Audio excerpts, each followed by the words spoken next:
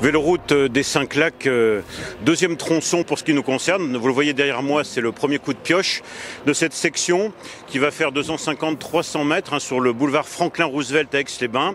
Deuxième tronçon car le premier a été réalisé l'an dernier entre Franklin et Grésy-sur-Aix afin de sécuriser cet accès. C'était 900 mètres l'an dernier, 950 pour être précis. Donc là on dépasse le kilomètre. Ça paraît peu, mais c'est en milieu urbain, donc très contraint, avec des déplacements de trottoirs, des aménagements, des déplacements de réverbères, donc du génie civil important. C'est une opération financée par Grand Lac sous maîtrise d'ouvrage, donc portée par Grand Lac avec un fort financement de la région Auvergne-Rhône-Alpes à hauteur de 80%.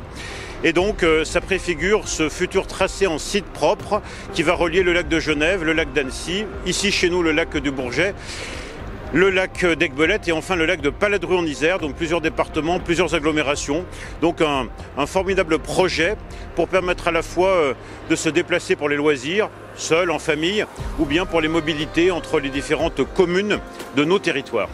Derrière moi, donc avec un site propre bidirectionnel, donc avec la possibilité d'aller dans les deux sens, on va dire direction Aix-Grésy et Grésy-Aix, ce qui donc nous amène à déplacer le trottoir, à réorganiser l'espace finalement pour créer cette piste qui permettra aux cyclistes de se déplacer en sécurité.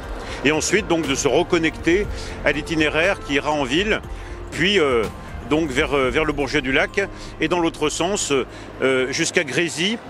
Et ensuite, en longeant l'autoroute, c'est à réaliser, ça sera une autre tranche, jusqu'à Entrelacs-Albins.